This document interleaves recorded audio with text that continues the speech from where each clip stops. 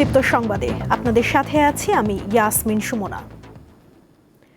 বকেয়া বেতন ভাতার দাবিতে রাজধানীর তেজগাঁওয়ে আজ সড়ক অবরোধ ও বিক্ষোভ করেছেন নাসা গ্রুপের কর্মীরা। সকাল 9:30টায় বিক্ষোভ শুরু করেন তারা। এ সময় যান চলাচল বন্ধ হয়ে যায়। বাধ্য হয়ে অনেকে হেঁটে গন্তব্যে রওনা দেন। শ্রমিকরা বলেছেন, ঈদের ছুটির পর বিনা নোটিশে কারখানা বন্ধ করে দেয়ায় তারা চরম বেকায়দায় পড়েন। 2.5 ঘন্টা ধরে রাস্তা অবরোধ করে রাখেন তারা। পরে পুলিশ তাদেরকে সরিয়ে দেয়।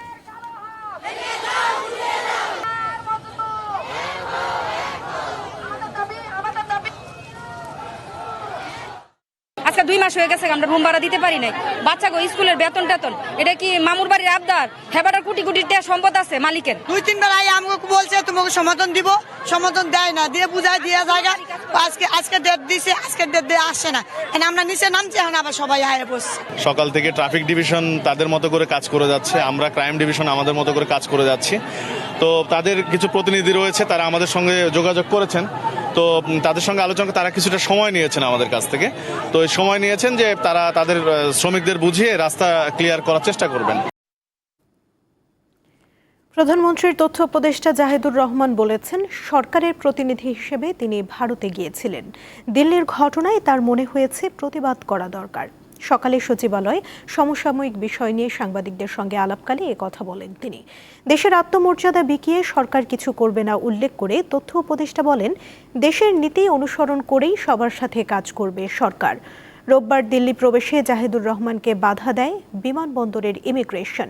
পরে ঢোকার অনুমতি দেয়া হলেও তিনি দেশে ফিরে আসেন। এ বিষয়ে আজ সাংবাদিকদের বিস্তারিত জানান তিনি। কোনোভাবেই আমরা চাই না কোনো দেশের সাথে খুব খারাপ কোনো পরিস্থিতি হোক, কোনো শত্রুতা তো দূরেই থাকুক, কিন্তু একটা গুরুত্বপূর্ণ শর্ত আছে, আমাদের স্লোগানের মধ্যে আছে, সবার আগে বাংলাদেশ। আমরা বাংলাদেশকে রাখবো, তার মাধ্যমে প্রত্যেকটা দেশের সাথে আমাদের পারস্পরিক স্বার্থ সংশ্লিষ্ট বিষয়ে এনগেজমেন্ট হবে, এবং সেটা কোনোভাবেই রাষ্ট্রের আত্মসম্মান আত্মমর্যাদা বিকিয়ে দিয়ে বা আমার ক্ষতি করে কাউকে কোনো সুবিধা দেয়া, এই নীতিতে এই সরকার কোনো দেশের সাথে, আমি আবারও বলছি, শুধু ইন্ডিয়া না, কোনো দেশের সাথে এই সরকার যাবে না। শিশু রামিসা ধর্ষণ ও হত্যার দায়ে মৃত্যুদণ্ডপ্রাপ্ত আসামি সোহেল রানা ও তার স্ত্রী স্বপ্না আক্তারের মৃত্যুদণ্ড অনুমোদন এবং আসামিদের জেল আপিল শুনানির জন্য পেপার বুক প্রস্তুত করা হয়েছে। যে কোনো দিন হাইকোর্টের বিশেষ বেঞ্চে শুনানি শুরু হবে। আজ সুপ্রিম কোর্টের প্রশাসন বিষয়টি নিশ্চিত করেছে। 14 জন বিচারপতি ভীষ্মদেব চক্রবর্তী ও বিচারপতি KM রাশেদুজ্জামান রাজার বেঞ্চে মামলার কার্যক্রম শুরু হয়। ওই দিন মৃত্যুদণ্ডের রায়ের বিরুদ্ধে সোহেল রানা ও তার স্ত্রী স্বপ্নার জেল আপিল শুনানির জন্য গ্রহণ করে আদালত। 19 মে পল্লবীতে 8 বছরের শিশু রামিসাকে ধর্ষণ ও হত্যা করা হয়।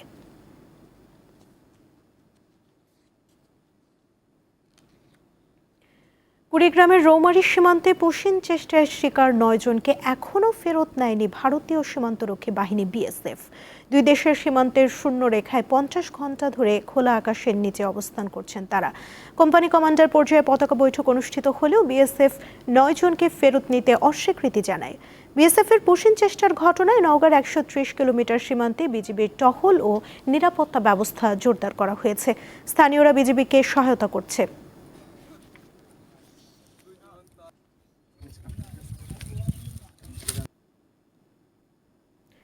কুড়িগ্রামে নদ নদীর পানি বৃদ্ধি পাওয়ায় ব্রহ্মপুত্র, ধরলা, দুধকুমার ও তিস্তার ভাঙন শুরু হয়েছে। ফলে বিলীন হচ্ছে ঘরবাড়ি, ফসলি জমি ও বিভিন্ন স্থাপনা। ভাঙনের শিকার পরিবারগুলো মানবেতর জীবনযাপন করছে, আর ভাঙন আতঙ্কে আছে নদী পাড়ের হাজারো মানুষ। ব্রহ্মপুত্র, ধরলা, দুধকুমার ও তিস্তার ভাঙনে বিলীন হচ্ছে কুড়িগ্রামের উলিপুর উপজেলার মোল্লারহাট, রসুলপুর, কুড়িগ্রাম সদরের যাত্রাপুর, ভুরুঙ্গামারী, রাজারহাট, রৌমারী ও রাজীবপুর উপজেলার বিস্তীর্ণ এলাকা। গত কয়েকদিনে এসব এলাকায় নদীগর্ভে গেছে শতাধিক ঘরবাড়ি, আবাদি জমিসহ গাছপালা। হুমকির মুখে পড়েছে কাঁচা পাকা সড়ক ও বিভিন্ন স্থাপনা। আমরা খুব কষ্টে আছি, জায়গা জমিন কোনোটাই নাই, বাড়ি করার জায়গা নাই, বাচ্চা কোচা সব ভাসি যায়। এবার যদি আমাদের বাড়ি ঘর ভাঙে তাহলে যাওয়ার মতো কোনো ঠাঁই নাই। 2 বের 3 বের 4 বের করে বাড়ি ভাঙলো, এরা মানুষের কাছে যে আসি আমরা, খুব অবস্থা খারাপ। নদীর কোনো কাজ হচ্ছে না, আমরা কই যাব, অসহায়ের মতো আমরা কান্নায় ঝরে পড়তেছি।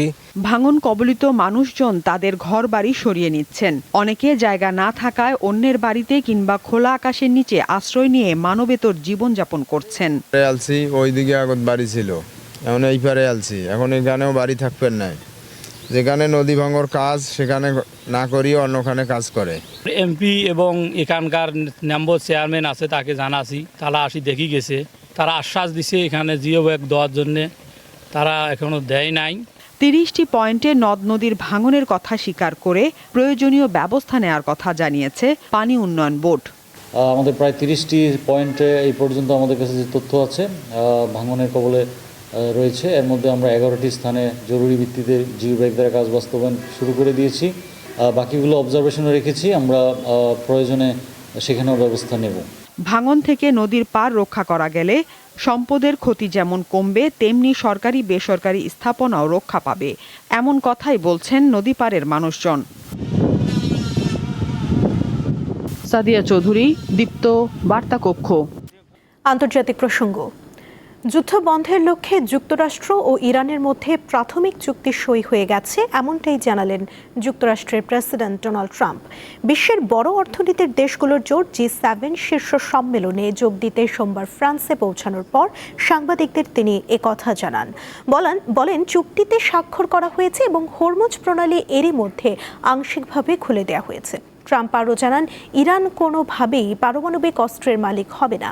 তেহরান প্রতিশ্রুতি পূরণ না করা পর্যন্ত কোনো নিষেধাজ্ঞা শিথিল করা হবে না। চুক্তির বিষয়ে তেহরানের পক্ষ থেকে এখনও কিছু জানানো হয়নি।